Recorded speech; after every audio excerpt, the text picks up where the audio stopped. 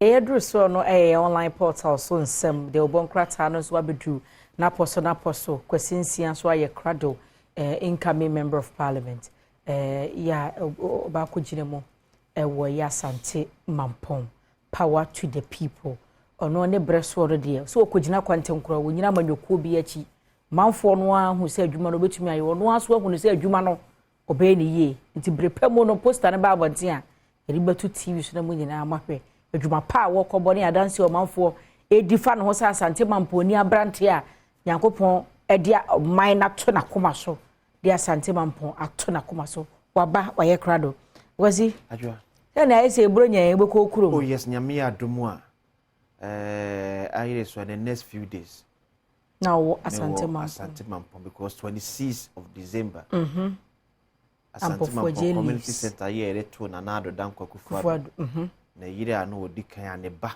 esihye ma me munyam ho ne yedi sage medien eye ampofo aje leaves concert enti nyame Adom 26th of December 2023 na yegine mu den anyumtofo ya eba kuma wood stars nyina 26th let's brother be na watch okay kuma wood stars nyina egine mu the brother ebe chira mbom ye 22nd adaje eni my dream sister aka na watch bi we animo it's next week Tuesday ya asem ne yake Tuesday ya asem na adwa make Asante me tell aka to say Ghana de Cambronya ya Asante Mampong ebi na betwa mu e de fem outflow kakra but we are taking it back. We are reviving, sustaining, and maintaining. It is 26th December. In Asia was Asante Mampong. Ampaya you a beganya de ketu akra. Bedasin so say there be a only fiamanko. Mo amanfo ehunu ni swade hu pa. Yes. Akosinsia edemani so ti we amekwa Asante Mampong. Amanfo ye adwuma ofom. Yes. Grounds really solid. Sebi penese etuotua esibema na nkasam. Yes. Ena ni onim konso na de gina atwono no eso no. Ti akosi nyame Adom amekose ya. Ya ne mabunu me masem ya ka so e mabunu ni nti Asante Mampong mabunu ye edwo. Okay. Enti ena ya wo no. Ti Asante Mampong mabunu wo nyina me che obi bia ne anope. Me giri se nyame Adom mo hoye. Ena da so nsan. Ye kuro no ebeyi. Asas maka so se ye wo asase yantam wo Asante Mampong. Factory pesi be betimi ebie ade bi betimi abo ma factory ewie payo bia ne obi wo honom. We talk about the raw materials apart from maybe the additives e bia be keka ho ye be kra kakra de fra mo ne aba no ye wasase eduade wo so a efefe ye wasase ne bedue bia ne nyame Adom be yeye ewo Asante Mampong kro no ankasem. So it means say ka say the factory e ba honom a e easy to go with. Asante Mampong mabunu ebediye ebewie ye enso dia mom adwa medase pa so ti yenso semo the online portal no Obriboahin threatens legal actions against Domahene.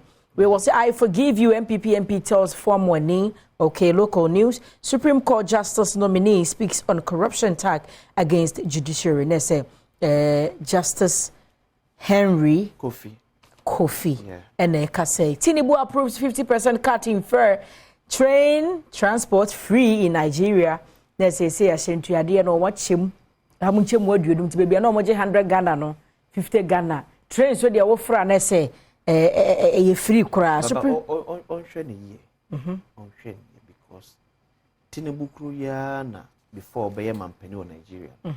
Or can say subsidy on food Nigeria. Obey the free one. Yes. I'm a Nigeria for which are realistic prices. Yes. Now with this one ebe bought 50%. It's going to be the same government. Dear now the barbecue. Is it the subsidy net of force no way you free one amount for a ton? That is not a quackwash hanum nana. And then so what my so I say, yeah, born as a Mamma Moma who say, yes, Munchia may subsidy nephew, and I may dabreno, may match him say 50%. Yes, I call you are. Ejebe kwa koye wanhwe na akoye kofa kaba e kasa aba beto because in no kro wo me say fuel price won't be in control there be but transport bet me control. Yes you can decide say maybe say Ghana na wo say ya aba betimi ede se me pese transport fare eba for mo a ade ba kwa hyenkafo kan was wo yi fam wo bo e de free one mo a eye roadworthy certificate ne spare parts ebo aba betimi apekwan bi so de screw e honom kakra se be ya ahyenkafo betimi ato kakra ba fuel price there obi any we are yes omo fam wona kase mu no like the Saudi Arabians and the Russia omo na betimi aka se enne ye beto fuel $1 omo na kan we so bi any bika but yes ye tie ha ne energy for ye kwaji firi ho no mo bare de kama fo ni no binim se kwasi konso gina kwantia no moto no otu dia obi na aba ye SMP. Supreme Court Justice nominee proposes solution to prison congestion. Said your man for aba peso. E wo ye neduafi ahodo. Yare atia tese na ebibi wo ho. Neduafi ase bi emfa nipa apem wo be kompem yensa mpem 9 no mo tata so e na watu yefo e wo say prison intimi nye segregation. Okay. Say ye intimi chichem say we hardened criminal. And away or save it be several case space intino. Ye do mu nyina go fa. Nti hardened criminals then they were more emre no nyina afra. Obi asem wo kotinte so to obi su okoda mu aboso miensan. Oni atai seso. Ene dadan ba kum. Enso kan papa mu ne wosenka ye obebi omo a omo ye tachi amoafo no omu guo. Okay. Eti nipa na yesi ye kwakọ reform no.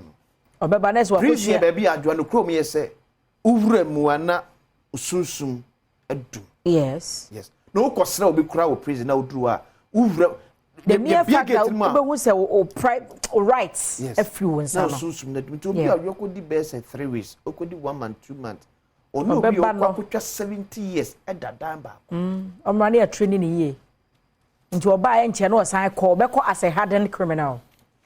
Daily Guide. Wasi results. Top grade reach record high. Dr. Yao Sedichum, Education Minister Funi Enawaha. Belgian new force girl deported. Go beyond Ghana, Nana to Ghanaian businesses.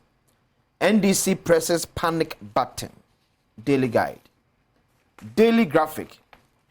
Economic zones policy outlined as government-based companies. Comes the picture of President Nana Addo Dankwa Akufo-Addo. Any abrofu bi na fe onabo Katie Hammond etwa ne ho ehia.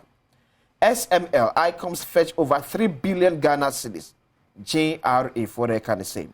Mastercard Mida invest $6.1 million in Rise Value Chain project. GJA launches third African Media Convention. Abrantin so adwa yemona baso. Oh yeah juma. Oh yeah juma. GJ president. Oh yeah juma. Oh yeah juma. Baby an pen for this year no. Utim so what was so? Yes. What was so? Na azen anse mo information ministry. Elanche media capacity. Yes. But na dia e koso and adwa make say ayade ba ko a I want to believe say minister bi obe taking over from Kojo Oponko bia no entwaso.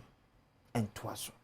Say yanka onti ase say ready budget we are ye the MPs ko hye dem e kire mo budget ni ye capacity building ni bi no ye nsem kire adwuma adwo ye special ye na ye di twi na di adwuma yi mu bebre nsem ay kan ye nti ase e konye fa so kra ye fa adwuma e wo ye adwuma ye yem kra no e ye bibi owo adwuma wura nam wo tie radio tisa kwasisi ekegum papa na no ode akosi atwanwate na no ode yenko fa mbra based on that ni afa kwasisi adwuma